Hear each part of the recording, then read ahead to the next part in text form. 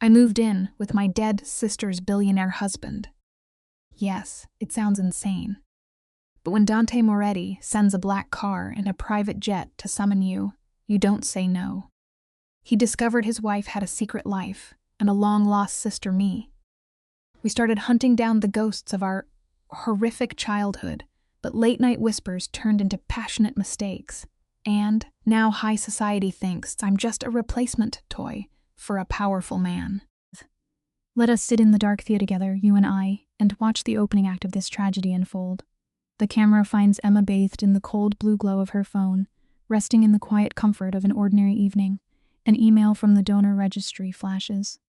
Usually she swipes these away, tired of the constant request for her rare blood, but as she reads the text, her breath stops. The screen reveals a perfect genetic match with a woman who passed away 3 years ago, a literal biological ghost. The whole room seems to tilt. The lesson here is simple but heavy. The most destructive storms in our lives never announce them with thunder. They slip quietly through the cracks of our daily routine, waiting to completely shatter the fragile glass of our everyday reality. The lens pulls back to show the relentless Seattle rain beating against the window, matching the violent drumming inside her chest. Emma is a child of the foster system. She built her entire existence on the painful certainty of being utterly alone in the world. Now the sudden proof of familial blood shatters that lifelong isolation. We watch her hands tremble as she grips the phone, dialing the registry with absolute desperation. A receptionist named Patricia stammers on the other end, buckling under the weight of Emma's panicked questions, before finally transferring her to Dr. Reeves. Life teaches us a brutal but necessary lesson in these moments. When the very foundation of your identity crumbles beneath your feet, you have to fight with everything. You have to drag the truth into the light. Hold the frame on Emma's pale face, as the agonizing silence of the hold music fills the empty room. When Dr. Reeves finally speaks, the betraying tremor in his voice tells us everything. He fires rapid questions at her, probing deeply into her lineage. She cuts him off, her voice thick with old sorrow, confessing she was abandoned at birth. As she confirms she is 28 years old, the doctor exhales a heavy doom breath. He reveals she perfectly mirrors Sophia Moretti, a woman who died of a failing heart 3 years ago. They are an impossible match, defying time and all logic. We all must accept this profound lesson about our fragile existence. There are dark, inexplicable moments when the rigid laws of science break down, leaving us completely at the mercy of blind fate. The camera pushes in close as the air is sucked right out of her lungs. Emma begs the doctor to explain how this ghost could reach across time to find her. The physician, sounding completely cornered, explains that the dead woman's husband, a man of immense wealth, had forced his wife's genetic data into every medical database. When Emma mailed in her simple ancestry test, the computers triggered a massive, undeniable sibling match. We watch a single tear break and trace down her cheek. She spent her entire youth drowning in the agonizing ache of being unwanted, never knowing a sister was out there. The tragic truth of our world is hard to swallow. The universe will often ignore your quiet, bleeding heart for decades, right up until someone with enough money demands it pay attention. Step closer to the screen with me, you and I, and let us watch the true antagonist enter from the shadows. Dr. Reeves lowers his voice to a terrified whisper, painting a dark picture of a grieving widower who poured endless fortunes into chasing a ghost. Now that Emma has surfaced, is completely unraveling, he demands to see her, ravenous for any fragmented echo of his dead bride. Emma hugs her knees tightly, whispering that she has no memories to offer him. The doctor warns her that Dante is a man consumed by an obsessive, towering grief, fully convinced she is the key to his salvation. We can all draw a haunting lesson from this. All the money in the world cannot stitch a broken heart back together, but it can violently tear open the lives of others to force an answer. Any person with an ounce of self-preservation would. The camera would follow them as they sprinted away from the reaching hands of a volatile billionaire. Yet, the lifelong ache in Emma's soul entirely overpowers her common sense. We focus on her trembling fingers as she punches in his phone number. The line barely rings before it is answered. Dante's voice slithers the speaker, low and commanding, wrapped in a smooth Italian cadence that feels exactly like a velvet trap. He never asks for permission. The moment she speaks her name, he bypasses human courtesy, demanding her exact location in Seattle. He coldly informs her a private jet will collect her at dawn. Here lies a dark, enduring lesson for all of us. An uncompromising, Dominant force will always crush a hesitating heart. We watch Emma pace the floorboards of her living room, trying to build a wall against his rushing tide. She argues she cannot just abandon her life. Dante dismantles her resistance with terrifying ease, promising endless money to pave over any inconvenience. Then, he shifts his performance. His voice cracks flawlessly as he speaks his dead wife's name. For 36 agonizing months, he has wandered in a hell of unanswered questions, and he paints Emma as his only remaining light. When she weakly protests that she knows nothing, the warmth instantly vanishes from his tone. He turns cold as ice, stating they will pry the truth out together, whether she likes it or not. The lesson here is absolute. True power lies in the unwavering conviction to bend the world to your exact will. The line goes dead, leaving a dial tone that echoes through the silence of her apartment. Emma is frozen in the scent of the frame, caught in the glaring headlights of an approaching disaster. A man with limitless resource has ordered her across the country to hunt a ghost. The red warning lights in her mind are flashing bright and violent, but the tragic flaw of our heroine is her burning need to know who she really is. In a brief, frantic moment of clarity, runs to her roommate. She grabs her keys and runs to her roommate Jessica.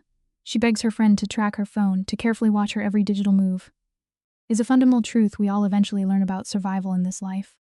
When you willing walk into the dark forest, you must always leave a trail of breadcrumbs for someone who loves you. Stick with me here, because this is where the trap really springs. The camera frames the women huddled over the harsh glow of a laptop. Emma spills the impossible secret of the dead twin and the billionaire who refuses to take no for an answer. Jessica stares with terrified eyes, instantly recognizing the shape of a golden cage being built around her friend. But Emma is too intoxicated by the drama of family to listen. They pull up his digital footprint, and Dante Maorti fills the monitor. He possesses a beautiful, painfully symmetrical face, but if you look closely at his eyes, a cold, unyielding violence stares right back. This lesson is vital for anyone facing down a monster. You must always study the shadows of your enemy before you ever step foot into their arena. Emma scrolls through endless glossy photographs of Dante and Sophia. The dead woman wears her exact face, smiling with the practiced, hollow warmth of a high society bride. The articles paint a heartbreaking romance, cut tragically short by a failing heart, leaving the grieving king alone in his castle. But the camera zooms in as Emma's finger paws on a buried, unpolished forum post. A whisper in the digital dark claims that the moment Sophia died, Dante unleashed private mercenaries to tear through her past. The rumors suggest the dead woman was actually hiding behind a carefully constructed fake identity. Life teaches us this painful truth over and over again. The most beautifully painted smiles in public usually hide the most terrifying secrets behind locked bedroom doors. A cold sweat breaks across Emma's skin, a primal warning from her own body. She is standing at the edge of an abyss, terrified by whatever dark secrets her twin sister took to the grave. Stepping into the cage of a controlling billionaire is madness. Yet she cannot bear the agonizing weight of never knowing her own blood. Cut to 4:30 in the morning. The Seattle fog is thick as a massive black sedan idles by the curb. A silent driver holds the door open like a portal to the underworld. Once strapped into the leather seat of the private jet, she is offered a sedative to sleep. She flatly refuses, her eyes wide open, heart hammering against her ribs. We must all remember this painful lesson. Running from the truth will only let the poison rot you quietly from the inside out. Look closely at her face in the window glass. You and I. Her mind is actively tearing itself apart. If she had a perfect biological mirror, what monstrous force tore them from each other's arms at birth? The jet breaches the clouds. Descending in the sharp concrete teeth of New York, another sleek black car sweeps her away to a towering fortress in Tribeca. The building itself feels like a massive monument to cold, unforgiving wealth. Emma's stomach turns to ash, her breathing growing shallow as armed guards march her toward the elevator that will take her to the top. The tragedy of human growth lies right here in this moment. Stepping out of the safe, quiet harbor of your life feels exactly like dying. But it is the terrifying price we all must pay to truly discover who we are. The scene opens on a sprawling penthouse that feels like a glass cage of modern isolation. Cold light spills across the room, illuminating Dante. He stands at the window, staring out like a broken king surveying a ruined empire. When Emma steps inside, the silence is so heavy, you can almost hear her heart hammering. He is an imposing figure, yet the camera pushes in to reveal something far worse. His eyes are consumed by obsessive grief. He glides toward her, his movements silent, thanking her for coming. Emma does not take the bait. Her voice trembles, but she holds her ground, stating plainly that he left her zero options. It is a striking moment that reveals a simple truth. When someone tries to force you into their reality, you must draw a hard line and protect your peace, even if you are terrified. Let us look at the framing of this encounter together, because you and I know exactly how these dangerous dances begin. Dante does not blink at her anger.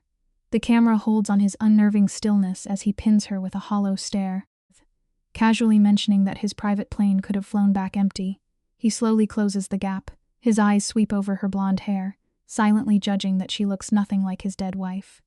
But Emma refuses to shrink. She shoves her phone right into his face, the screen showing an old photo of her natural dark hair.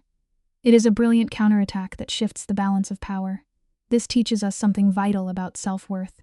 Always hold on to the core of who you are, because someone will eventually try to strip away your identity, and you must be ready to prove them wrong. Oppressive shadows stretch across the room. Emma sits on the very edge of a heavy leather sofa. Her knuckles are white, her chest rising in a quiet panic. Dante plays the part of the gracious host, slowly pouring water from a crystal pitcher.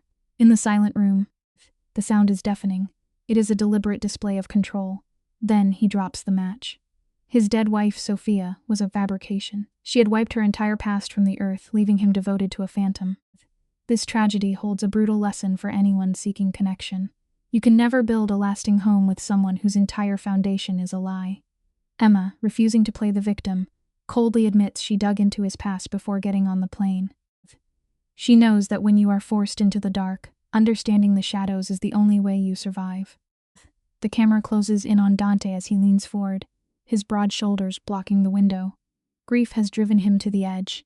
He spent a fortune hiring investigators to rip apart the memory of the woman he loved. Every single document they uncovered was a brilliant forgery.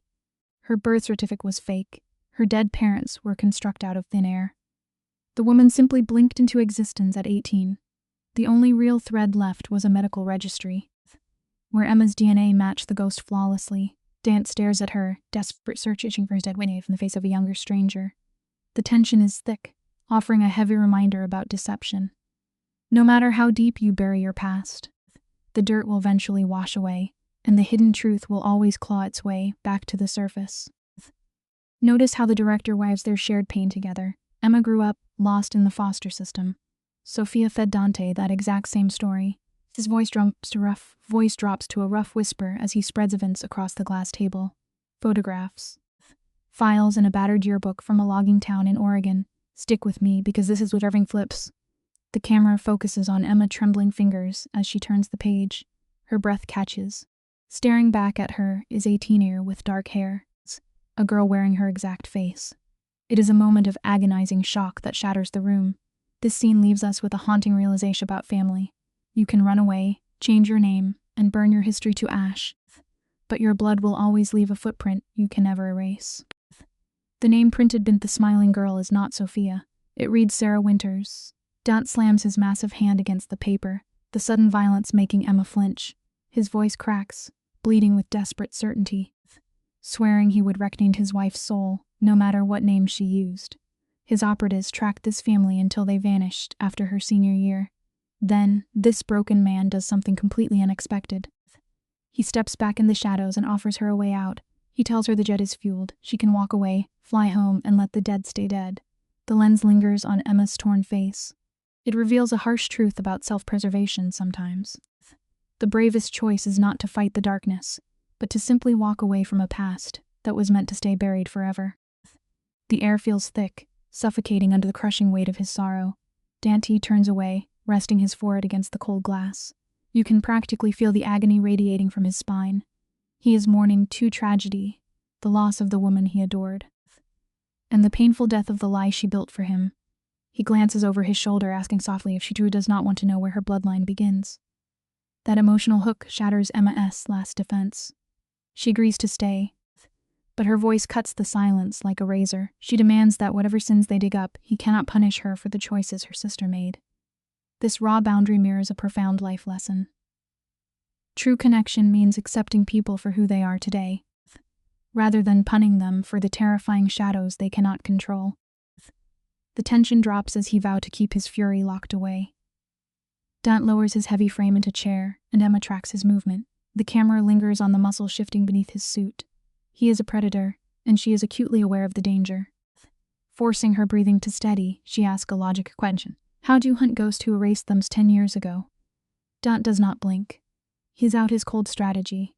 His private spies found nothing, so he planned to parade Emma right through the quiet streets of Riverside. He will use her identical face as live bait to flush the guilty out of the woodwork. They fly out at dawn. It is a chilling of focus, display focus, offering a stark lesson. True power never rely on loud, messy threats. It is found in the quiet, terrifying ability to execute action without hesitation. You and I need to step inside Emma's mind to understand the sheer cognitive whiplash here.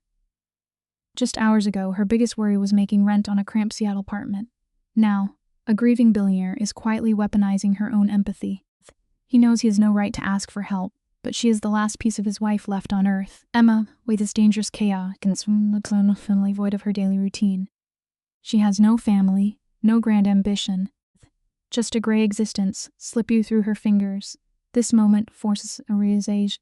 When fate finally throws a brick through the glass of your stagnant life, real growth demands you find the courage to climb through the broken window. She locks her eyes with his voice steady as stone. He gets exactly 72 hours. She draws a firm boundary, 72 hours to dig up the truth, or she walks. When Dante reaches out to finalize the deal, the camera pushes into a tight shot of their hands. The second her skin meets his, a chill runs down Emma's spine. His palms are rough, mapped with the calluses of a man who built his fortune with violence. Fighting every alarm bell, screaming at her to run, she steps fully into his orbit. Dante escorts her to a guest suite dripping in cold, imported marble. He casually points to the closet, mentioning his staff already stocked it with clothing, tailored to her exact measurements. The moment is deeply unsettling, highlighting a dark truth about the elite. Limitless wealth is essentially the unchecked power to quietly control every single variable in the lives of the people around you. Let us examine this interaction through a clinical lens. Emma's nervous system goes into overdrive. She demands to know how a stranger obtained her precise dimensions. Dante does not look away, completely devoid of human shame. He calmly explains that he hacked into the airport cameras, instructing his tech team to calculate her biometrics from the footage. Emma stares at him in sheer horror, calling it out for what it is: terrifying, predatory stalking. A dark, faint smile touches Dante's mouth. He brushes off her anger, claiming that ruthless control over his environment is exactly how he conquered his industry. It leaves us with a profound warning about success. The exact same aggressive traits that guarantee a person will dominate the corporate world will inevitably make them an absolute monster behind closed doors. Let the camera linger on the shadows of the doorway. This is where Dante's ironclad psychological armor finally cracks. He drops his voice to a low resonance, promising Emma she is not a hostage. He confesses that his obsession with his wife's deception is destroying his moral compass, begging Emma to act as his anchor if he spirals. Notice the brilliant, terrifying manipulation. The beast points out his own fangs just to win her trust. She reluctantly accepts this dark pact. He asks her to join him for dinner at 7, then vanishes into the massive hall.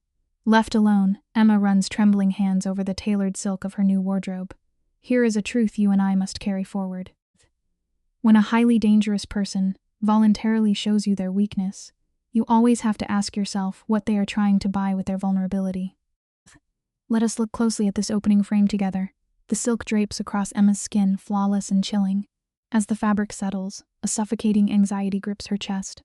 She stares into the ornate mirror, reeling she is being molded into a living ghost to comfort a grieving billionaire. Rejecting this mecker dress, she changes into muted tones and digs up data on Riverside, an isolated town of 5,000 souls. In closed spaces like this. Later, she steps into a dining hall of sterile grandeur, where Dante waits, radiating a dangerous, quiet intensity. The silence breaks only when the meal is served. The truth of human nature is inescapable. We can run as fast as we want, but the ghosts we leave in the dark always find their way back to us. The warmth of his caretaker briefly pierces the icy hostility of the house. She scolds this billionaire apex predator for his insomnia, tracking every bite he eats since his wife died. As she leaves, pay attention to Dante's face. A flicker of genuine amusement softens his jaw. For one, the room mimics a normal home. But Emma shatters the delicate illusion, demand to know who her biological sister truly was. Dante slow lowers his silver cutlery, and you can see him plunge into the abyss of his grief. His voice trembles, painting Sophia as a creature of pure light. It is a beautiful, tragic delusion, yet it reveals a poignant truth. The only legacy that survives the grave is the emotional brand you burn into the souls of those you leave behind. The camera frames Dante building an immaculate altar to his lost wife. He speaks softly of her empathy, describing a gentle soul who baked for his staff, but the harsh cinematic lighting reveals deep cracks in his beautiful lies. The truth bleeds through his words. She was violent, rejected, motherhood, tested door locks with maddening repetition, and woke up screaming from night terrors. Dante waves this away as mere anxiety, blinding him to the dark reality. These are not simple quirks, they are the screaming echoes. The shadows of this room hold a chillingless survivor. Sometimes, a bolted door is not a shield meant to keep the monsters out. Often, it is a desperate effort to keep your own unresolved nightmares locked safely inside.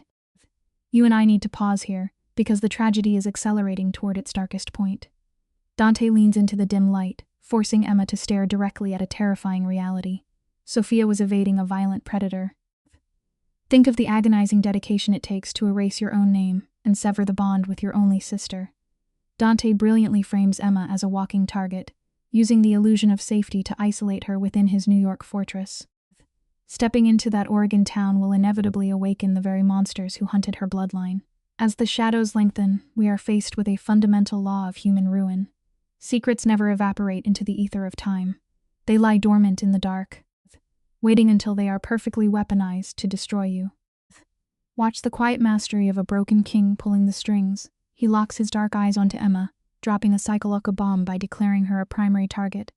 With terrifying grace, he chains her to his own grief, whispering that losing her would be like watching his wife die all over again.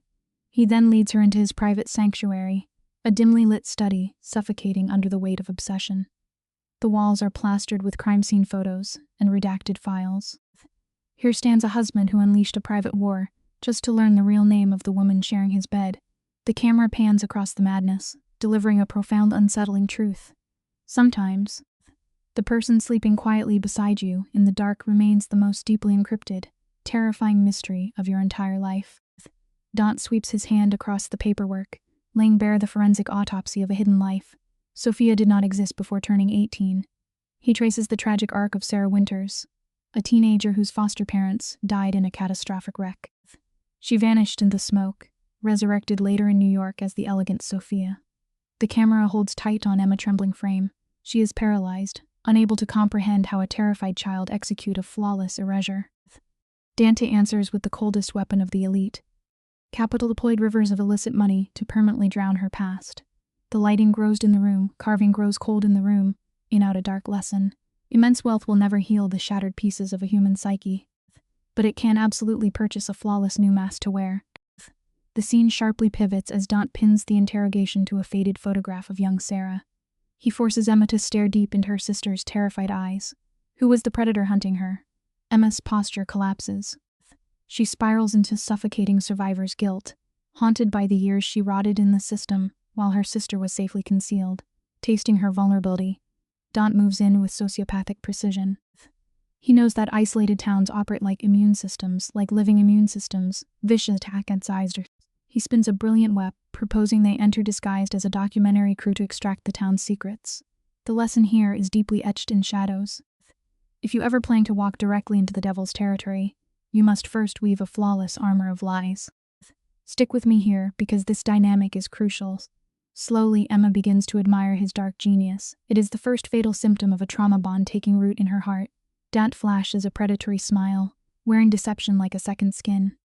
He orchestrates the tragedy perfectly, placing Emma in the spotlight as the empathetic interviewer. He calculates that a vulnerable woman will pry open the rusted doors of a paranoid town much faster than a towering billionaire could. The megalomaniac gladly recedes in the shadows too. When she asks if he can truly surrender control, take heed of this simple warning. The mostly predator in any room is often the one who smiles, steps back, and quietly appears in the background, watching his hands pack the briefcases. Emma feels a shiver of terror at his comfort with lies. The camera pushes in as Dante lets his mask slip. He whispers that his vast empire was forged by excavating the buried traumas of his enemies. The agonizing irony is that he built this demonic machine, only to use it on his own wife. Seeing the bleeding agony in his dark eyes, Emma's defenses shatter. She reaches out, her trembling hand covering his in a tragic gesture of the trauma bond. For one breathless frame, his armor cracks, and he looks at her with fragile gratitude. But she holds her ground, remind him that Sophia was her blood. The psychological gravity here is absolute. The deep pull of our bloodline will always drag us into the dark, fiercely binding us to family we barely even know. Dante tightens his grip, locking his fingers over hers to seal their dark pact. Hours later, Emma lies awake in her sterile bedroom. The blue light of her phone pierces the dark. Her friend Jessica texts frantically, begging her to call the police. Emma types back, describing her descent in this crusade. But notice the jarring pivot of human nature. Jessica bypasses the threat of death entirely, asking instead if the terrifying billionaire is beautiful. The camera lingers on Emma's conflicted face as she admits his allure, spinning his predatory nature into the poetry of grief. The lesson is terrifying. We are wired to let physical beauty and brokenness blind us to the sharp teeth of the monster standing beside us. The tragedy is fully closing its jaws now. Emma is drowning in a textbook Stockholm Syndrome romance. Dante's suffocating grief over Sophia is real, which is precisely what makes his presence so lethal. It triggers Emma's fatal desire to heal his broken soul. Let us roll the cameras forward to the dead of night. Emma quietly cracks open her door to witness the grieving king stripped of his romantic disguise. Pacing in the shadows, he furiously barks commands to his operatives. He is ruthlessly ripping decades of sealed foster records from Washington, hunting down Emma's own psychological files. The lesson here is carved in solid ice. A skilled manipulator may softly kiss your tears in the daylight, but in the dark, they are ruthlessly dissecting the very architecture of your soul. You and I must look at this final frame together. The camera pushes in on Dante, bathed in the freezing light of his study in the dead of night. His dark eyes hold the terrifying clinical logic of a predator. He whispers a sharp command, ordering his men to hunt down every social worker tied to Emma's fractured past. He seeks to obliterate the hands that severed her from her sister. We then cut to Emma in the bedroom, shadows draped over her fragile frame. Instead of the terror a healthy mind would feel at this violent invasion of privacy, a soft sigh escapes her lips. She feels a twisted gratitude that this dark force is finally fighting for her. For those who have only known profound trauma, a deep invasion of personal boundaries is often mistaken for the warm embrace of genuine protection. The suffocating drone of the jet engines acts as a relentless score, sealing Dante and Emma inside a pressurized vault above the whirl. On the harsh cabin lights, shadows mask cabin lights, face as he pushes Emma to dig into her earliest memories. Her hands tremble against Emma's lap. She admits to a complete blank before her second birthday, haunted only by fractured nightmares of biting cold and the violence of being ripped away. She has borne the crushing weight of unwanted child for decades. Dante leans closer, his gaze shifting the narrative frame entirely. What if her sister abandoned her not out of cruelty, but as a desperate act of preservation? We often misjudge the source of our pain. Sometimes, the very choices that leave us with our most agonizing scars were made simply to keep us alive. Tires hiss against wet asphalt as they cross into Riverside. The town radiates atmospheric dread, feeling more like a decaying grave or a forgotten lives than a community. Inside a dim motel room, Emma tries to deflect the crushing tension, forcing a hollow laugh at the cheap wallpaper. Dante steps directly in her space, killing the noise. His jaw tightens as he details the bitter poverty he dragged him out of to build his empire. His narcissism cast a long shadow over her grief, reminding us to never underestimate the terrifying efficiency of a person entirely consumed by a dark, singular mission. Then, the camera follows them into the municipal library. They corner a fragile librarian named Agnes, spinning a fabricated sob story with chilling, flawless precision. Let us look over their shoulders as the tragic script of Sarah's life unfolds. Agnes, bathed in the sickly hum of fluorescent light, lays out the timeline.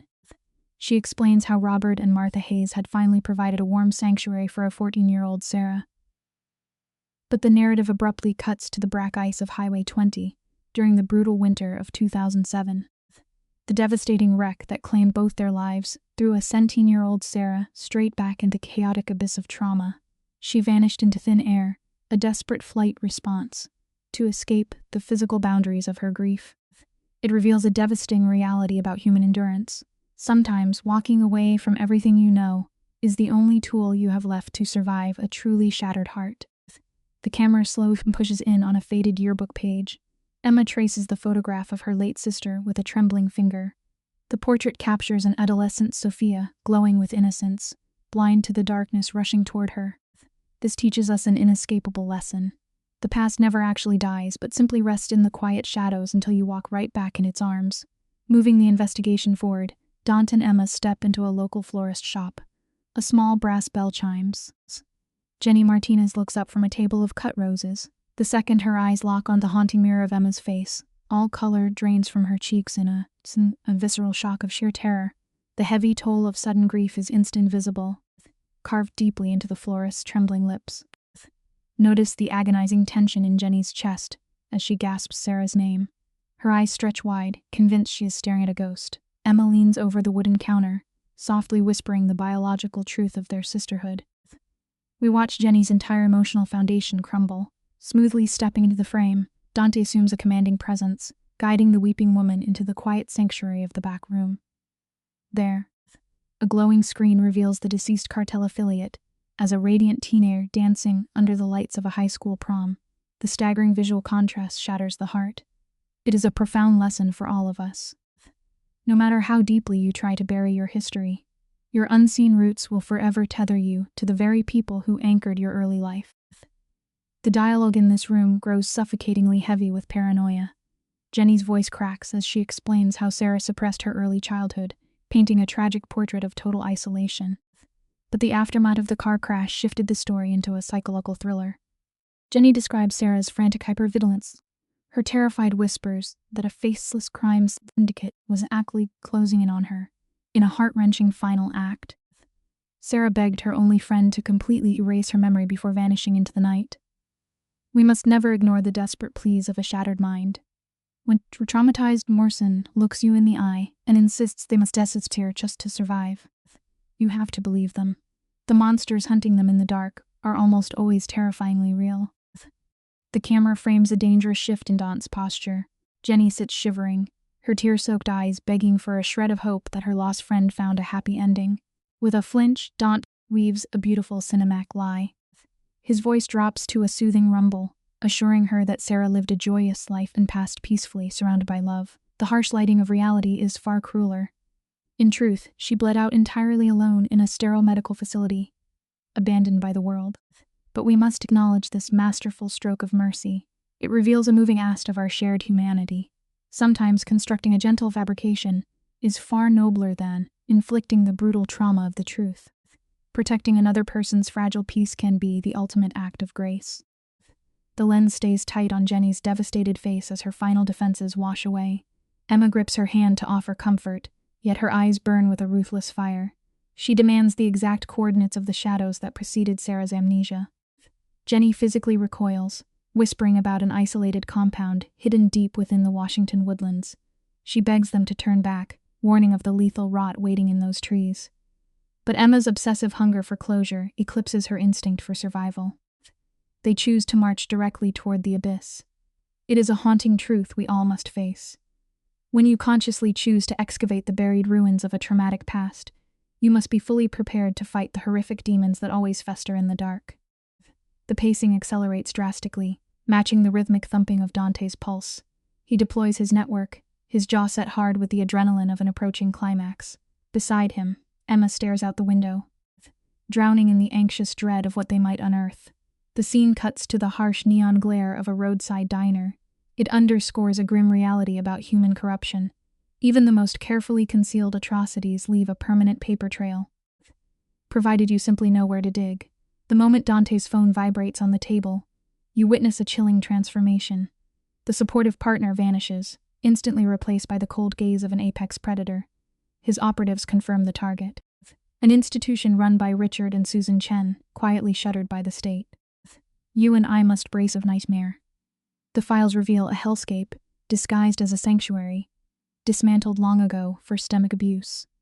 While the state sealed the records, Dante pulls a classified timeline into the light.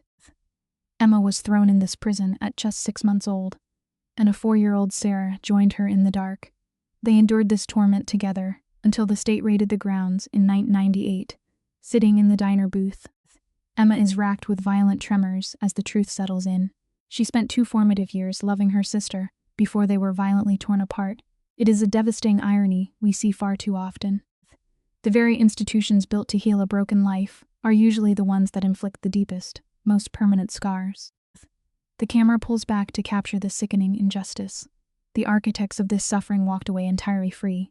Meanwhile, the notes detail a regime of sensory deprivation and psychological torture so malignant that social workers scattered the siblings just to prevent them from echoing each other's trauma. We must remember a quiet truth here. When you carry a heavy burden of pain, sometimes simply surviving the day is life's absolute greatest act of heroism. Emma clutches her stomach, paralyzed by nausea. At 4 years old, Sarah had the ability to encode every heroic scream. Her lifelong vanishing act was never a betrayal. It was a desperate sprint to outrun her own shattered neurology. Dance softly places a hand over hers, offering to kill the investigation forever. The dim light catches the exhausted lines of Dante's face as he gently suggests pulling back, a desperate bid to shield her from the storm. But Emma's spine goes rigid, snapping into the hardened shape of a survivor. Her voice trembles, bleeding out a guarded confession. In the pitch black of her sleep, she only hears the screams of trapped children. Past therapists dismissed it as stress, blind to the physical memory haunting her bones. Dante slowly nods, his hand covering hers, deciding to step into the abyss by her side. You and I must remember a bitter truth of the human condition. Burying a wounded past only allows it to quietly rot in the dark, ruling your subconscious. We must stare directly into the eyes of our monsters if we ever hope to truly walk free. Notice the rigid tension in Dante's shoulders as he establishes a boundary, promising to pull her out the second her emotional baseline fractures. Beside him, Emma simply stares straight ahead. She murmurs that the suffocating, ambiguous weight of not knowing is infinitely worse than any concrete nightmare. By daybreak, a thick gray mist swallows their car as they crawl into Hollow Creek, Washington. The rotting trees pull a claustrophobic shadow across the glass. Dante silent the frayed pages of the investigator file. The old Chen house has sat dead, legally frozen since 1998. Let's examine this space together, you and I. A judge can lock the heavy doors and condemn the physical rot, but the bitter stain of human suffering never truly washes out of the floorboards.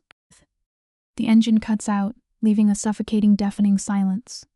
Emma's knuckles turn white as she grips the handle, forcing her eyes toward the decaying Victorian beast rising from the earth. Its architectural spine is broken, the timber rotting beneath ancient pines. A single tear tracks down her cheek as she whispers that this crumbling tomb was once her entire universe. Dante pushes the heavy wooden doors inward. A wave of damp rot and dead leaves hits them like a physical strike. Claimed only by the wind, it breaks the heart, but the lesson is undeniable. When you abandon anything to the cold, absolute neglect will eventually crush it into dust, whether it is an empty house of wood or the fragile, innocent spirit of a helpless child locked inside. Step in these hollowed spaces with me, where the air itself still hangs heavy with the residue of systematic cruelty. Dante checks his dossier, confirming 8 fragile lives were caged in this domestic purgatory before the state broke down the doors. Their footsteps echo like ghosts through the kitchen. A splintered table sits abandoned in the center, where desperate children once ate their meals in terrifying silence. But the true architectural horror pulls them upward. On the 3rd floor, Emma's shaking hand reaches for tiny, windowless holding pens designed to mimic solitary confinement. The most ruthless predators among us do not bury their sins in the basement. They hide their vulnerable victims at the highest point of the house, keeping salvation completely out of reach. Dante's eyes soften with a painful mercy, gently begging Emma to turn back before the memories consume her. But an invisible tether of trauma drags her forward, pulling her into the lightless containment zone of the 3rd floor. 4 soiled cribs stand against the peeling wallpaper, a bleak monument to despair, and then a sudden rupture in the gloom catches the eye. Painted directly onto rotting plaster is a clumsy, fiercely vibrant flower garden. A 4-year-old child named Sarah painted it. Even in the grip of sheer terror, that little girl tried to give her baby sister a sliver of color. The purest form of love is never found in grand gestures. Real love is scraping your own fingers raw to paint the sun for someone else, when you are both locked entirely in the dark. The second Emma's trembling fingertips brush that brittle, painted flower, the psychological dam finally breaks. Her lifelong walls of emotional survival shatter into pieces. She collapses against the plaster, her chest heaving with agonizing sobs as she mourns the desperate affection her sister poured in this cage. Dant drops to his knees, pulling her tightly against his chest. He becomes the physical anchor she needs to keep from drifting into the abyss. Over her crying, the tragic truth clicks into place. Sarah painted an escape hatch for her mind. She could never speak of this past, because to remember was to bleed out. We must always remember this about human nature. The deepest silences in a person's life are erected like stone walls around their most agonizing goodbyes. For a grueling hour, they walk the decaying halls like forensic mourners mapping a tragedy. They find desperate names clawed into door frames and frantic crayon drawings stuffed into closets. These are the unmistakable scars of juvenile terror. Yet the house refuses to surrender the exact spark that finally brought the authorities. Stepping back in the daylight, they are instantly cornered by a territorial elder neighbor. Her eyes are sharp, her posture aggressive. Dant steps smooth between her and Emma, his voice a calming velvet as he flashes his credentials and speaks the Chen family name. The old woman's fury melts into cold disgust. It is an enduring law of human nature. You might think your darkest secrets are perfectly hidden, but the silent watchers next door always keep the actual receipts. The woman introduces her as Margaret Welzel, her hands trembling as she explains how the Chens aggressively poisoned the property line to keep her away. Her voice is haunted by the ghosts of midnight, crying, and the hollow eyes of children standing in the dirt. When Emma softly confesses that she was one of those broken ghosts, Margaret's jaw drops. Her harsh exterior crumbles completely. She ushers them into a sunlit living room that feels a million miles away from the nightmare next door. Pouring tea, Margaret admits her deepest guilt. When the Chens first arrived, they were dazzling, flawless smiles, the perfect family. You and I have likely both fallen for this illusion. The most dangerous monsters do not have fangs.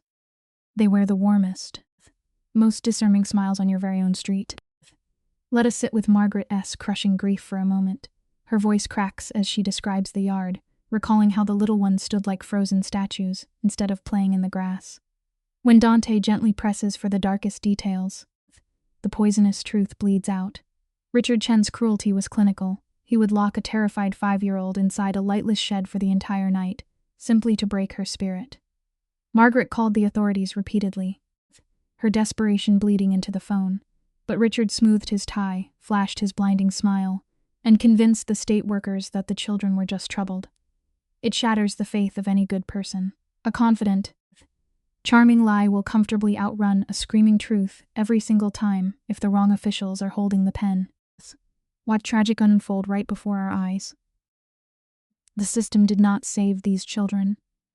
The state only moved because a battered 6-year-old girl finally snapped her iron conditioning. She dragged her bleeding feet through the thorns, breached the perimeter, and threw her tiny body toward the roaring highway to flag down a car. That lion-hearted child was Sarah. Sophia, Emma's breath catches sharply. Reeling, her older sister bought her freedom with her own flesh. But as the sirens approached, the Chens proved their true nature. They liquidated their cash and vanished like cowardly smoke. You and I have watched this bitter play before. The cowards who carve the deepest scars into your soul will always run into the night long before you can force them to face the consequences. Margaret's final revelation hangs heavy in the quiet room. The rescued children were tossed in the bureaucratic meat grinder of the foster system. Hours later, Emma sits paralyzed in Dant's car, her mind suffocating under the weight of a stolen past. Dant watches her unblinking eyes. He reaches out, gripping her shoulder, to pull her back to the present moment. His voice becomes a fierce, uncompromising blade, slicing right through her survivor's guilt. He reminds her they were just help's babies, abandoned by a different world, and yet Sophia still forged a magnificent life from those exact ashes. We all need to absorb this vital truth. You can never erase the darkest chapters of your history, but you possess the absolute power to refuse to let that tragedy be your only defining story. A terrible doubt shadows Emma's face. She wonders if Sophia was ever truly happy or just running breathless from the hounds of her youth. Dante's grip tightens on the wheel, fiercely defending his late wife. Sophia knew genuine joy, he insists. She simply locked her demons in a vault so she could dance in the sun. As they step onto the cold tarmac toward Dante's jet, the wind whips around them. Here, He places the ultimate burden at Emma's feet. Does she hunt down the Chens for bloody retribution, or choose Sophia's path of forward momentum? Emma stands frozen, the engines whining, torn between vengeance and peace. The lesson is profound. When life drops a devastating choice in your lap, sometimes the bravest thing you can is always take a deep breath and wait for the smoke to clear. The cabin is steeped in deep shadows, the engine humming a mournful drone. Dante steps in as the calm architect of her escape, instructing Emma to fly to New York to process this brutal shock. Drained of her emotional defenses, she surrenders. As the plane cuts through the night, exhaustion crushes vigilance. She sleeps, resting heavy against Dante's shoulder. Miraculously, the night terrors evaporate. The childhood monster finally has a concrete face. Hours later, high above the glittering Manhattan skyline, the penthouse is perfectly silent. She whispers her gratitude, a fragile sound in the vast room. You and I know this universal truth. You can carry the most suffocating trauma imaginable, but that crushing weight instantly fractures the second you allow someone else to help you hold it. Emma tries to voice her gratitude for this sudden emotional sanctuary, but Dante shuts it down, his posture turning rigid. He vows to stand as her absolute shield, whether she chooses to hunt for vengeance or just focus on surviving. When Emma points out they are practically strangers, the muscles in his jaw tense. He barely survived the catastrophic loss of his wife, and he refuses to let go of her last living echo. His hand reaches out, trembling slightly as he tucks a loose strand of hair behind her ear, a quiet plea for her to stay. You and I can see the stark reality here. True loyalty does not always need years to mature. Sometimes an unbreakable connection is forged in a single instant, welded together by the blinding heat of grief and a shared devastating tragedy. Emma tries to build a frail boundary, clinging to her Seattle job as a desperate lifeline. Dante just offers a chilling, calm smile. The shadows catch his face as he admits to running a ruthless background check, systematically exposing her complete lack of a financial safety net. With a simple gesture, he hands her a lucrative role in his elite art syndicate and the keys to a luxury penthouse. Emma feels the ethical quicksand pulling at her ankles, but the heavy relief of absolute security wins out. Dante insists this is just the baseline of his protection. It reveals a tough truth about human nature. When life finally hands you a concrete escape from relentless grinding survival, clinging to irrational pride becomes a fatal mistake. Sometimes you simply have to take the rope and climb. Watch how the psychological trap springs shut. Emma is drowning in emotional fatigue, worn hollow by her solitary war. She shows a textbook surrender response, convincing her that staying 1 month is a rational compromise. Across the room, a terrifying micro-expression ghost over Dante's face, the quiet smile of a man capturing his prize. The escalation happens invisibly. 1 month quietly bleeds into 3. Emma tells her she is healing, blind to the methodical conditioning locking her in place. He secures her a gallery position and a beautiful apartment, tightening her gilded cage. The lesson here is hard to ignore. Comfort is a dangerous paralytic. Once you adapt to a life completely devoid of friction, the very muscles you need to escape will silently waste away. The camera captures a haunting domestic scene. They settle into a strange routine, adapting to their broken reality. They share morning coffee while the staff hover with terrified compliance. But the ghost of Sophia remains an invisible anchor, heavy in the air. Emma finally shatters this fragile stasis. Point out Dante's terrifying preservation of the past. Her sister's photos, delicate artwork, and old ceramic mugs sit completely untouched. Dante pours a glass of dark red wine, his voice shaking as he confesses his inability to dismantle the shrine. It brings us to a devastating truth. Grief operates entirely outside the boundaries of normal human time. You simply can't force a broken soul to abandon its desperate mourning before the heart is truly ready to let go. Dante crumbles under a heavy depressive collapse. The shadows highlight his frustration with the world, expecting him to neatly pack away his dead wife's memory. Emma tells him to never rush his mourning to make others comfortable. Picking up a silver wedding photo, she asked a quiet question. Did he ever notice the dark cracks in his wife's history? Dante slumps over, finally surrendering. He admits Sophia suffered brutal dissociative episodes, brushing them off as ordinary sadness. He tragically misdiagnosed her deep trauma as mere mood swings. Emma realized her sister built a massive fortress of lies specifically to protect him. The lesson here is agonizing but real. Shielding someone you love by hiding a dark secret always inflicts far more damage than simply handing them the ugly truth. A flicker of genuine devastation crosses Dante's face. He confesses that if he had known the depth of Sophia's trauma, he would have built an impenetrable fortress around her. Emma pushes the blade deeper. Why keep her here, then? Is she just a living surrogate for his dead obsession? Dant holds her gaze before ripping away his polite mask. He admits that at first, she was just a tool to decode his wife's shattered past, but their constant, bruising emotional exposure changed the gravity in the room. She morphed from a mere shadow into his absolute anchor in a chaotic world. It reveals a fascinating paradox about the heart. People might drag you in their lives for incredibly selfish reasons, but a genuine connection can still manage to grow from the most poisoned soil. Stick with me, because the story pivots right here. Dante paces the room, his body language screaming with cognitive dissonance. He is tearing himself apart, longing for his dead wife to return, while harboring violent hostility toward her lies. The crushing guilt of hating a dead woman is eating him alive. He looks at Emma, seeing his own tragic reflection. They are two broken souls mourning a phantom. Emma absorbs this brutal confession without flinching. Then Dante stops. The shadows shift as he leans in close, executing a carefully calculated move. He pulls out a single document, one designed to permanently obliterate her reality. The lesson here is terrifying. In a world built entirely on deception, weaponizing the ugly truth will always be the ultimate demonstration of raw power. The camera zeroes in on the black ink. 60 days before her death, Sophia engineered a classified financial trust. This fortress of wealth was rigged to unlock the second biological family entered the picture. Emma's genetic test just lit the fuse. Dante's eyes remain cold as he confirms the staggering fortune is hers. Emma recoils, plunged into shock as she stares at a number that permanently erases her lifelong poverty. Here is the horrifying twist. Sophia had no proof her sister was even alive. It was pure, suffocating hypervigilance. She built a mountain of cash just in case the nightmare ever returned. The takeaway is chilling. You can try to bury your dark history under immense wealth, but the terrifying anticipation of its return guarantees a lifetime of invisible mental captivity. Look closely at her hands. Emma pushes the paperwork away, her body rejecting the money. Inheriting a fortune from a dead stranger triggers a wave of moral sickness, but Dante remains an immovable wall of stone. He demands compliance before deploying a secondary weapon designed to shatter her. Hidden beneath the legal files is a sealed, weathered envelope. Dante slides it across the polished wood, his face an emotionless mask. The catch? Her name is written on the front. Tremors shake Emma's fingers as she reaches for it. Seeing her identity validated in her dead sister's handwriting instantly vaporizes every emotional firewall she has left. It proves a deep human reality. Money might buy temporary stability, but the brutal, unvarnished truth remains the most powerful inheritance you will ever receive. The tearing of the envelope sounds like a gunshot. This letter is a psychological bomb.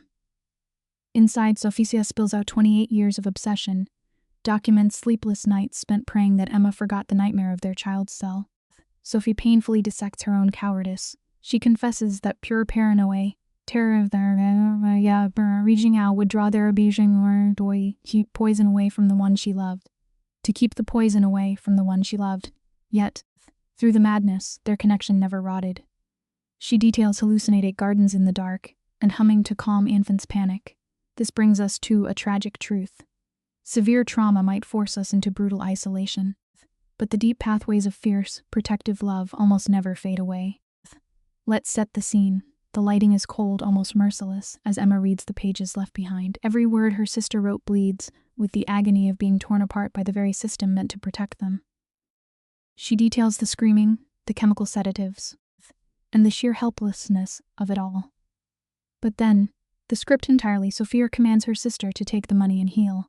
Even more shockingly, she tells Emma to trust Dante. She tells her to trust the wolf. Sophia knew this syndicate leader was a monster to the outside world, yet he was her only real sanctuary. It teaches us a tough lesson about human survival. Sometimes, the only people who know how to build a fortress that keeps the monsters out are the ones who have lived in the darkest shadows themselves. Watch the physical collapse in this frame. Emma completely shatters, clutching the lead against her chest like a lifeline, as decades of suppression finally break her. Dante, a man who built a criminal empire on cold fear, does something uncharacteristic. He steps right into her violent storm. He wraps his heavy arms around her trembling frame, absorbing the panic of the abandoned child she once was. She gasps out the brutal truth. Sophia remembered her real name. Through all the madness, her identity survived. Dante pulls her tighter, the hardened boss dissolving into a broken man, whispering apologies for the years they lost. You can hoard all the wealth and power on earth, but you can never buy back a single second of stolen time. I want you to focus on the suffocating tension in this exact frame. Emma pushes back just enough to look him in the eyes, and the entire atmosphere shifts. They are standing far too close now. His heavy hands remain anchored to her waist, while her fingers dig frantically in his shirt.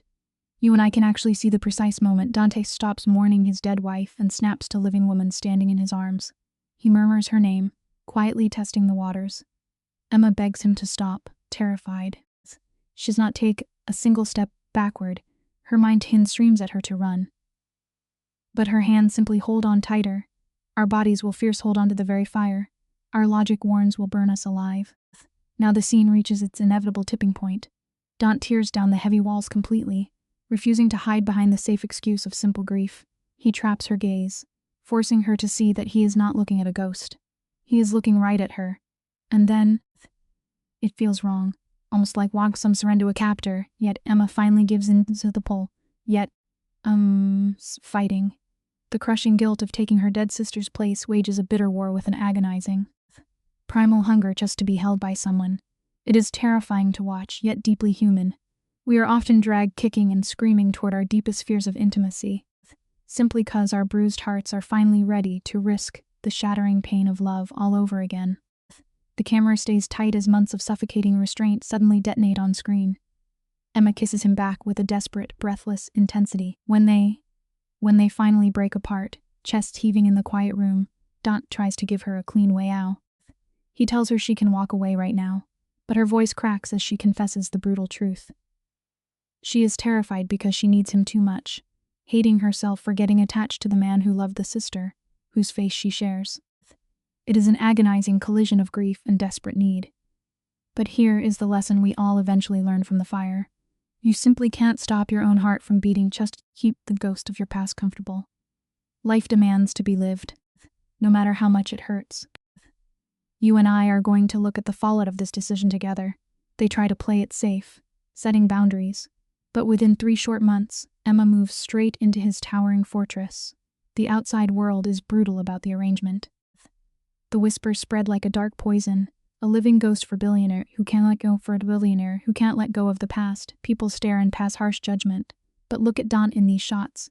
His jaw is firmly set, his posture entirely relaxed. The loud noise of the crowd does not even make him blink. He knows exactly who she is, and he knows what they share is real. It is a sharp reminder for all of us. When you know your own truth down to your bones, the cruel whispers of strangers lose their power to break you. Dante works relentless to shadow. Every day, in 100 quiet ways, he makes sure Emma knows he sees her, not just the biological echo of his dead wife. Cut to a full year later. The sky is a heavy gray, the wind biting cold. As they stand at the grave, Emma had run from this place for months, paralyzed by the suffocating guilt of surviving the storm. Slowly, she drops to her knees and presses her bare hand against the freezing stone, finally letting the reality of her sister's death wash over her. It is a heavy scene, one that teaches a hard, unavoidable truth. Closure is not a magical gift that drops from the sky. It is a heavy house you have to build with your own bleeding hands, dragging the stones out of the mud years. Emma speaks directly the cold earth, her voice trembling but clear. She promised her sleeping sister that she will watch over him now. Beside her, the ruthless man who used to run the city under and quietly drops to his knees in the dirt. Dante speaks to his late wife, offering a beautiful, heartbreak confession. He tells Sophia that he will love her forever, but that he will spend the rest of his life keeping Emma safe. They kneel there together, crying, yet finally breathing freely for the first time. It proves that extreme grief and breathtaking love can actually live in the exact same room inside your heart. The greatest victory in this life is walking straight through the fires of hell and still finding the courage to hold someone's hand on the other side. Moving into lighter day, Emma thanks him for hunting her down. Dante simply smiles, remind her that finding her was the only thing that actually saved his life. The seasons change on screen. 6 months later, a quiet proposal. A year after that, they stand before a judge. In their new home, Sophia's pictures remain on the walls, no longer a haunting shadow, but a quiet guardian.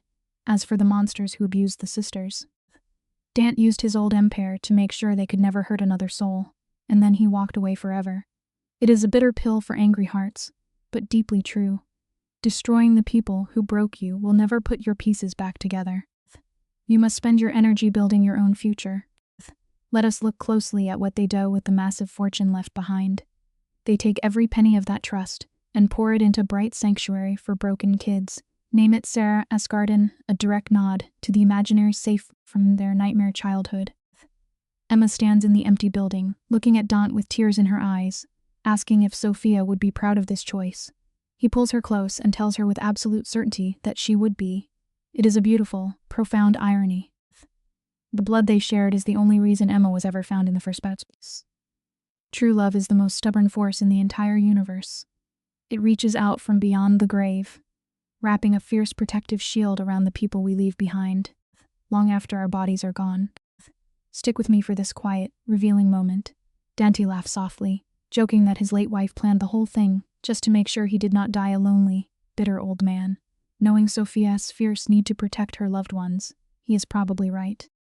Emma looks out the large window, suddenly hit by the sheer, dizzying madness of it all.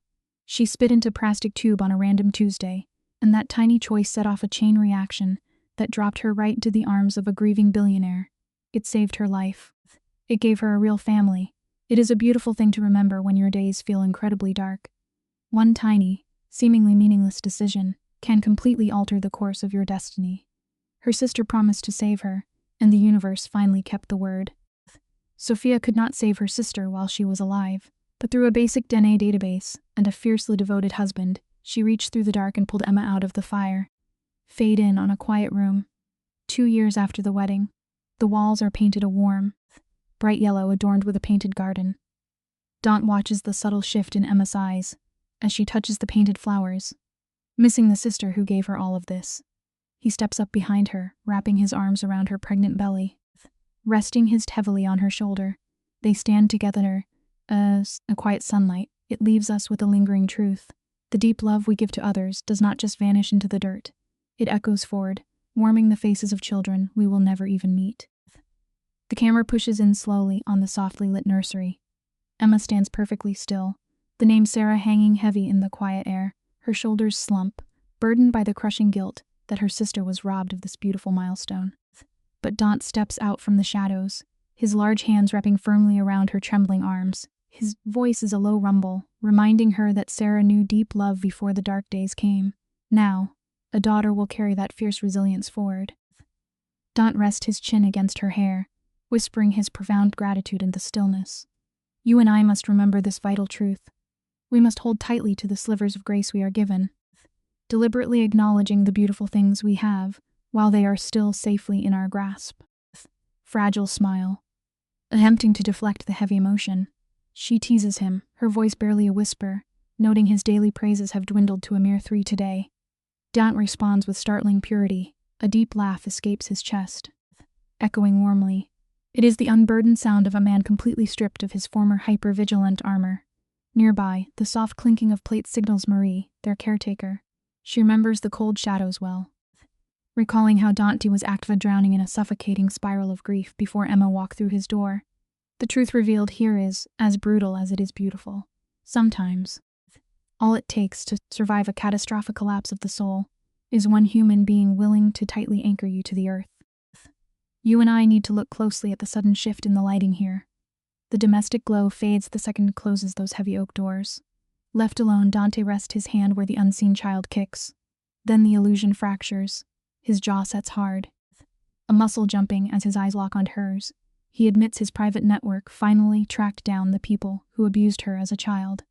You can feel the air leave Emma's lungs. Her body freezes, paralyzed by a ghost they swore to leave buried. But then comes the sharp twist of the knife. The main tormentor has been dead for 5 long years. It brings us to a grounded truth we all must face. The hardest lesson of growing up is reeling the towering monsters who haunted our youth are often just fragile, ordinary mortals in the end. The focus shifts to the blistering Arizona sun, where the cruel mother now wastes away in a sterile room. Dementia has erased her malice, leaving the horrific trauma she inflicted as nothing but smoke in her fading mind. Emma physically sags under the weight of this void. It is a bitter pill to swallow, when the architects of your suffering slip away without facing justice. But look at how Dante anchors her trembling frame. He steps close, his voice a steady lifeline in the dark. He reminds her the abusers did not win. She crawled through the worst of human nature and built a kingdom from the ashes. It leaves us with a quiet truth about healing. The absolute best revenge you can inflict upon those who try to break you is to simply exist and thrive in spectacular peace. The subtle shift in Emma's eyes reveals her choice. Why let rotting ghosts haunt her mind? Clinging to dark memories poisons the blood, and time is too fleeting to harbor venom. She turns to the light, anchoring herself to her unborn daughter. But fate has a funny sense of humor. Weeks later, her water abruptly breaks. Dante, the terrifying underworld boss, is instantly reduced to a panicked, white-knuckled mess behind the steering wheel. He mutters frantic prayers. Beside him, enduring the crushing waves of labor, Emma remains a portrait of serene control. She reaches over, commanding her hardened protector to just breathe. It reminds us of a vital truth. Sometimes the strongest thing we can do for the people we love is to become their quiet calm in the middle of a storm. The shadows in the speeding car deepen, framing a brutal trauma response. Dante's chest heaves. His mind is convinced he is about to lose Emma to the same tragedy that stole Sophia years ago. The fear is a physical weight around his throat. But Emma captures his frantic gaze, her eyes burning with fierce clarity. She grips his shaking hand, swearing she is not Sophia, and her heart is beating strong. It carries a powerful lesson for us. You must find the strength to mute your darkest fears and dare to believe the light will hold. 15 exhausting hours later, the stark room is pierced by the furious cry of their newborn girl. Dante, the ape's predator of the city, gazes at his tiny daughter, drops his forehead against Emma's, and shatters into quiet, overwhelming sobs. Watching this towering figure to dissolve alters Emma entirely. Tears track down her exhausted face. After 28 agonizing years in the bitter cold of isolation, she has finally been found. She whispers her gratitude, pulling his rough cheek to hers. But Dante fiercely shakes his head, returning the reverence. He thanks her for walking blindly in the storm of his life. It reveals a beautiful truth about connection. If you refuse to step beyond the walls of your lonely fortress, you will never collide with the destiny waiting for you. He marvels at her courage for loving a broken man. Emma simply traces his jaw, a soft smile playing on her lips. To her, his jagged scars and protective fury are the most magnificent inheritance she could ever ask to hold. Let us take a moment together to absorb the surreal framing of this hospital room. Marie bustles in with food, while massive floral arrangements choke the space. The true visual poetry lies in Dante's towering, scarred enforcers shifting uncomfortably, attempting to soften their lethal postures before the tiny crib. From the pillows, Emma watches Dante carefully cradle the infant. In his gentle touch, she witnesses the execution of their greatest triumph.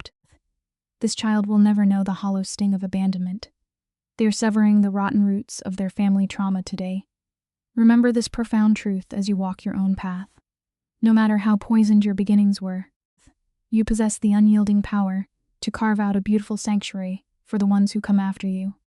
Within the darkened walls of their estate, Dante makes a solemn vow to arm his daughter with the history of her namesakes. He steps into the nursery, holding the infant up in a gesture of theatrical grandiosity. His voice drops to a reverent whisper as he details the nightmare her aunt survived, painting her legacy as one of ruthless survival. He pours the heavy weight of their bloodline into the room. And how does the newborn respond to this epic monologue? She blinks, lets out a tiny sigh, and softly yawns against his collar. It is a emotional armor does not require loud declarations shouted to the heavens. It is simply the quiet, unshakable bedrock you lay down so your children can sleep peacefully through the night. The camera pushes forward through the years, sweeping past the violent chapters of his youth. The towering syndicate boss begins to dismantle his own empire. They pour staggering amounts of capital into a philanthropic foundation, funding vital therapy for shattered youth. Then, ultimate shockwave hits the underworld. Dante looks at his sprawling real estate dominance, deems his wealth efficient, and simply walks away. He abandons the relentless pursuit of power. The corporate predators are left entirely bewildered, unable to fathom a man refusing to consume more. But his motive cuts straight to the bone. The endless hoarding of gold is nothing but a hollow sickness if you refuse to melt it down to forge shields for the weak and vulnerable among us. We arrive at a courtyard for the dedication of the new center. Standing before the carved stone, Emma is crushed by the poetic tragedy of it all. Two sisters torn apart by a merciless system, finding their way back to one another through the cold results of a genetic test. She whispers how validated they would feel today. But watch Dante closely. He steps into her line of sight, framing her face. He completely rejects the tragic narrative, insisting they were never truly severed. They were two halves of one fierce soul. Even from beyond the grave, Sophia was pulling the strings, drawing Emma and Dante together. It is a haunting, beautiful revelation to carry with us. A truly profound love possesses the terrifying power to outlive the frail, temporary cage of the human body. We have followed them to the peak of this mountain, but the true final frame happens far from the cameras. The grand estate falls silent. Emma walks the darkened halls and finds her formidable husband weeping quietly in his study, clutching a faded photograph of Sophia. The ghost of his first love still commands the room, but Emma does not succumb to the poison of jealousy. Instead, she glides across the floor, wrapping her arms around his shaking shoulders, entirely validating the agony of his loss. Dante leans into her touch, proving that honoring the dead is never a betrayal of the living. We must carry this lesson in our bones. Healing from catastrophic heartbreak does not demand you burn down the museum of your past. You simply build a wider, brighter house around it. The camera pushes in on Emma. The warm glow of the desk lamp catches the slight nod of her head. Sophia's final letters were never just words. They were a desperate blueprint, a meticulous design to force her and Dante to trust one another after the tragic fallout. The paper crinkles as Dante gently closes the folder, his chest rising with profound gratitude for the family they have somehow become. Emma looks out the dark window, asking what Sophia would see if she were watching them right now. Dante does not even pause. He looks at her, eyes certain, and says she would be at peace, knowing her sacrifice births something pure. It proves a quiet truth we all eventually learn. Even out of the most devastating ashes, the human heart will always try to build a beautiful reality. Let us watch this unfold together, you and I, as the years begin to slip by. Dante realized Sophia would have childed with endless praise, wrapping her in safety. His solution is simple. They must double that love, building the safe childhood they were both denied. The camera fades, and suddenly, their daughter Sarah is a curious 4-year-old girl. Her tiny hands are constantly stained with bright paints. Emma and Dante do not hide the shadows of the past. They feed her the legend of Aunt Sophia in soft, gentle pieces. Then the day arrives, Sophia's 40th birthday. The three of them walk slowly across the damp grass of the memorial grounds, coming to pay respects to the ghost who gave them life. The lesson here is gentle but vital. We must always speak the names of the ones who paved the hard roads, so we could finally walk in peace. The camera settles on the little girl as she walks up to cold marble. She presses her small hand against the stone and says her mother called her a painter, just like the aunt she never knew. In that bright afternoon sun, you can almost see a brutal family curse shattering. Emma painted to build a wall against the pain. Sophia painted to keep her head above water. But young Sarah paints simply to feel the warmth of the sun. Dante stands a few feet away, letting out a heavy sigh that turns into a smile. He sees Sophia's imagination and Emma's stubborn spine living on in this kid. Emma jokes that she only has a racing heart, but the truth is right there. The jagged parts of ourselves we try so hard to hide are usually the exact pieces that create our most beautiful light. Dante wraps his fingers around Emma's shaking wrist, pulling her back from the edge of her own guilt. He anchors her right there in the dirt beneath their shoes. They stand shoulder to shoulder over the grave, glued together by a shared grief. The wind pulls at Emma's coat, and she finally understands how a single tie of blood broke apart her isolated life. Sophia's final move was pure genius. She arranged the board long after she was gone, forcing these two fractured people protect her legacy. Emma leans forward and whispers a tearful thank you to the cold granite. It shows us something incredibly real about human devotion. Even when everything goes dark, a heart that loves deeply will always find a way to reach back and build a safe fortress for the people left behind. 5 autumns pass, giving those deep wounds time to scar. Sarah is 9 now, her eyes sharp and hungry for the truth. Let us look at this together. She stands in the kitchen, demanding to know why there is no picture of the aunt she is supposed to be like. All the air leaves the room. Dante and Emma share that terrifying look parents get when they realize their protective dam has broken. They guide her to the couch, pressing a warm mug into her hands like a paper shield before telling the truth. Slowly, they unravel the tragic story of how they all came together. It is a painful conversation, but absolutely necessary. It reminds us of a hard rule of survival. Speaking your pain out loud might break your heart for a minute, but keeping a heavy secret will eventually bury you alive. Emma's voice shakes as she explained how cruel men pulled her away from Sophia when they were kids, and how a twisted fate eventually tied her to Dante. Sarah takes these blows without blinking. You can hear the gears turning in her head. Then, she looks up and says Aunt Sophia must have been playing matchmaker from heaven. Dante lets out a shaky breath. The tension melts from his shoulders as this child turns their horror story into a heroic myth. But soon, the tears spill over Sarah's cheeks. She cries for a profound love she was robbed of knowing. It paints a painfully real picture of a truth we all eventually learn. The most beautiful, life-changing gifts we get in this world usually come wrapped up in a heavy layer of quiet grief. The girl's voice cracks as she asks if she would have mattered to the woman buried in the ground. Emma drops to her knees to hold her daughter's face.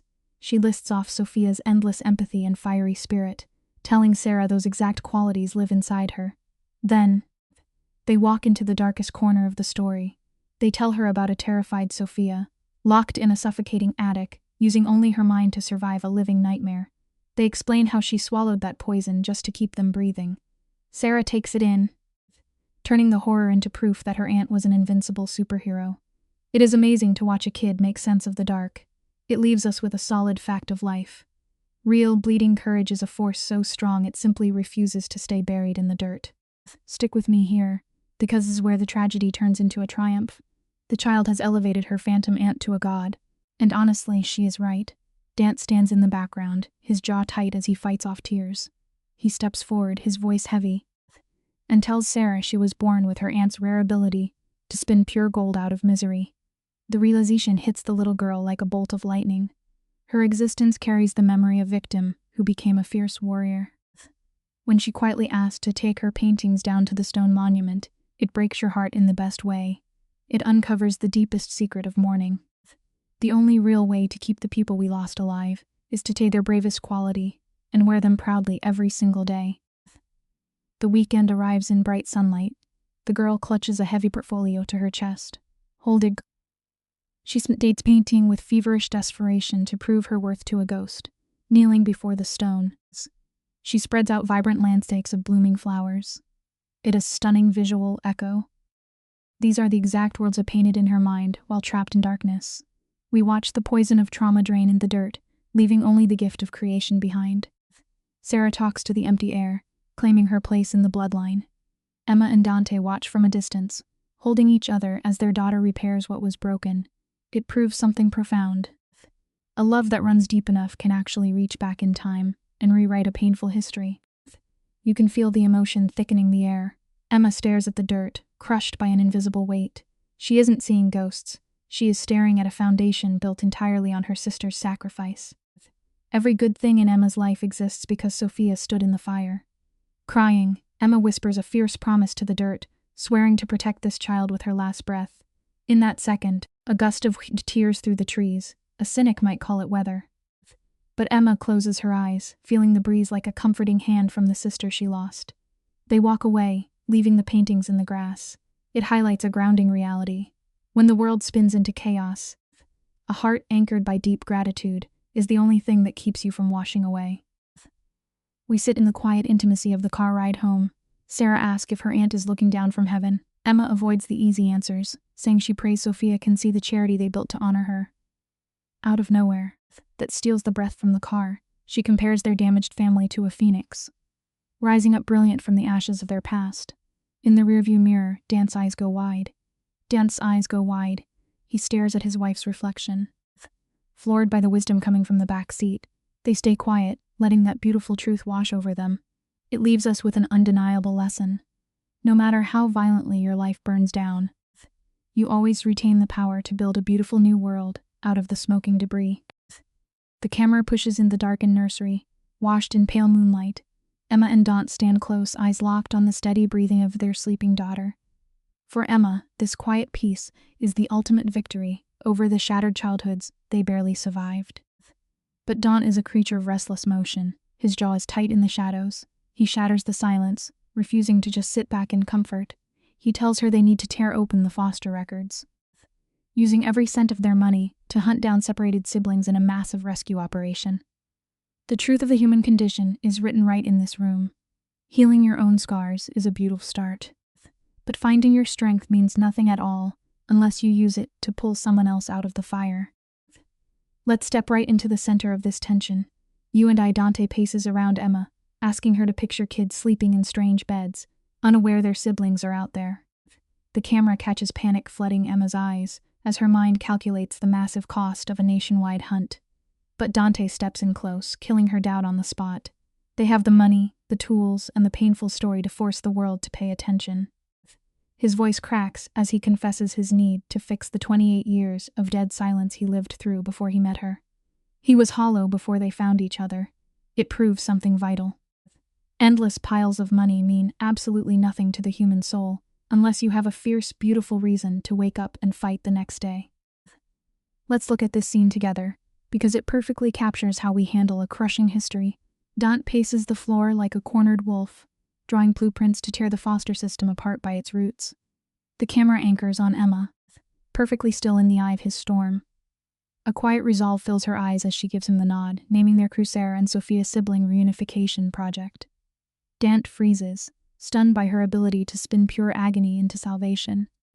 Yet her posture remains rigid, giving all the credit to the buried sister, who shielded her from their shared childhood terror. Life always demands a heavy choice from us all. You must never let the ugliest chapters of your past hold the pen when it is time to write your final ending. 6 months fade into a blur as the director calls action on a nationwide phenomenon. The camera sweeps across monitors, showing the internet fracturing under their campaign. The narrative hook is cinematic gold: a damaged billionaire and his grieving wife hunting down stolen childhoods. Public response shatters the servers. Within 1 year, they pull 43 torn families out of the darkness, filming the exact tear-soaked second they lock eyes. They stream these explosive gasps of reunion to the globe in a brilliant psychological siege. The truth of human nature is quite simple. When you drag hope out from the shadows and force a broken world to stare at a beautiful victory, you paralyze fear itself, giving wounded people the courage to finally step into the light. The scene opens on a tight shot of Emma, shaking as she watches another reunion on a glowing monitor. The unresolved grief of her past remains an open wound. Dante glides into the room, his silhouette cutting a sharp line against the doorframe. He possesses the heavy magnetism of a man determined to play God, resting his hands on her trembling shoulders. He points to 200 case files spread across the desk, declaring this the exact vengeance her dead sister was owed. Without hesitating, he is drafting their young daughter into this tragic war, spinning their nightmare into a dynasty. The brutal truth of survival is simply this: your deepest pain never just vanishes. It will either chew through your very bones, or you will use it as the raw iron to build an impenetrable fortress. The camera frames the family at a sunlit dining table. The peace shatters when their young daughter asks why the people running the foster homes were so cruel. Stick with me here, because you and I know most parents would lie to protect that innocence. Not Dante and Emma. They choose a radical path. With the sun pouring through the glass, they lay out the cold reality of human malice. They speak in steady tones, forging an iron shield around the child's heart. We watch the little girl's eyes narrow, soaking in the horror with a terrifying calm. The dread evaporates from the room entirely. It is a masterclass in warfare. The monsters haunting your mind lose their ability to terrify you the second you drag them out by the throat and study their ugly faces under a bright light. The lens tightens on the child's face as she stares at a faded photograph of her dead Aunt Sophia. Instead of crumbling beneath the weight of this ghost story, a fierce fire ignites behind her eyes. She does not see a tragic victim. She sees a brilliant architect who plotted their escape from the grave. Emma leans into the frame, her voice thick with tears, confirming that one act of sheer defiance is the only reason they are breathing today. The young girl's spine straightens. She quietly vows to carry the sword for this family, absorbing the crusade into her bones. It is a breathtaking portrait of legacy. A single bloody act of absolute sacrifice does not just pull someone from a fire. It creates massive ripples across time, pouring concrete for a foundation that no enemy will ever tear down. Dante beams from the edges of the room, his pride cementing her furious heart to the cause. The camera aggressively match cuts, leaping forward in time. The little girl is gone, replaced by a razor, sharp adult standing at the head of a massive boardroom.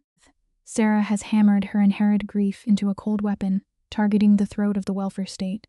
She taps a pointer against the glass, outline a flawless legal siege that leaves her enemies no room to breathe. The wild vengeance of her parents has evolved into terrifyingly patient execution. She is a surgeon holding a blade. The harsh reality of changing the world is precisely this. Screaming your anger in the storm looks poetic. But it means nothing without the brutal, daily labor required to force your enemies to their knees. The scene drips with opulence as chandeliers cast long shadows over a political gala. Emma stands by the velvet curtains, watching her daughter command a room of trembling city officials. Come close, because you and I need to appreciate the pure irony of this exact frame. The uncaring machine that once ground her family into dust is now hopelessly chained to her own flesh and blood. They toast to 20 years of survival, tracing it back to one desperate cry for help. They didn't just survive the wolves, they bought the forest. The lesson etched into this gorgeous victory is undeniable. A shattering blow to your soul does not have to be the wooden box they bury you in. It can simply be the violent spark required to burn down the old world and build your throne on the ashes. Sarah grips the microphone with the terrifying grace of a seasoned maestro. She turns the screws on the wealthy crowd, painting her dead Aunt Sophia as a brilliant general who rigged the game from beyond the grave. She reveals the final tally, 3,000 broken families stitched back together. The camera pans the room, catching the absolute devastation on the faces of the elite, their defenses shattered by raw emotion. In the dim corners of the ballroom, Dante S. hand slips into Emma S., his thumb brushing her knuckles. Is a silent tribute to the massive gamble she took 20 years ago. The moral rings out loudly. The most dangerous leap of faith, taken when you are choking on pure despair, is sometimes the exact miracle needed to save 1,000 other sinking ships. In the quiet dark of the town car, Dante watches the city lights wash over Emma's face. He knows their love story was born in a frantic, terrifying trench. She catches his eye, offering a silent thank you for pulling her from the wreckage. Later, they push through the heavy doors of their penthouse. You and I need to look closely at the walls here. The desperate shrines to her dead sister are gone, replaced by the warm evidence of a life actually lived. Emma turns to him, asking if he regrets the pure insanity of how they began. Dante doesn't blink, his denial echoing like a solemn vow. We have all seen this hard truth play out. The most bulletproof bonds between two human beings are almost always hammered out on the brutal anvil of an absolute, waking nightmare. Dante steps into her space, closing the distance until there is nowhere left to hide. He speaks softly, confessing that she is the only thing keeping his fractured pieces together. They stand in silence, surrendered to the haunting belief that the ghost of a dead girl orchestrated this collision. The camera pulls back, framing them against the glittering expanse of the city skyline. It is a stunning visual culmination. A frantic search for a lost sister birthed a desperate love affair, which eventually brought a metropolis to its knees. The poetry of this tragedy is inescapable. The absolute lowest, most suffocating moment of your existence, the exact second you think the story is over, is frequently the brutal spark required to completely rewrite your universe. The camera pulls back on the stark contrast of their fate. Sophia did not just survive their childhood. She orchestrated a masterpiece of endurance. Like a human shield, she absorbed the agonizing blows of their early years, taking the dark rot so her sister would have to. Then she set a brilliant invisible transformation, steering Emma to a fierce protector. Look at Emma now. She sits in a sunlit room, a devoted partner by her side, an empire of wealth before her. Yet, the cinematic tragedy remains. The architect of this beautiful sanctuary never once felt the warmth of safety herself. It is a devastating lesson in the nature of love. True loyalty does not stop at the grave. It simply changes shape, reaching back from the dark to protect the ones it left behind. The very second Emma whispers her gratitude, a violent gust of wind hits the window pane. In the dim lighting of the room, you can see the heavy emotional shift. Her genuine hands clutch the fabric of her dress.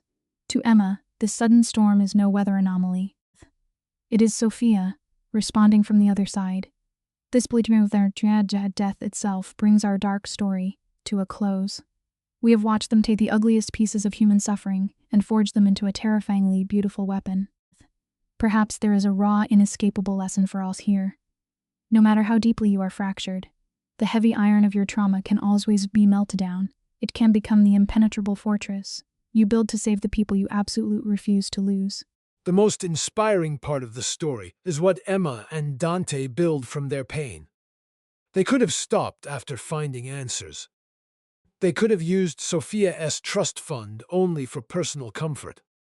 Instead, they create Sarah's Garden, a foundation supporting foster children, trauma survivors, and eventually sibling reunification. This transforms the story from private healing into public purpose. Sophia and Emma suffered because adults failed to protect them. They were separated, silenced, and left to carry trauma alone. But instead of allowing that pain to remain only as tragedy, Emma and Dante turn it into protection for other children. They fund therapy, support foster youth, create scholarships, and later help separated siblings find one another through DNA and records.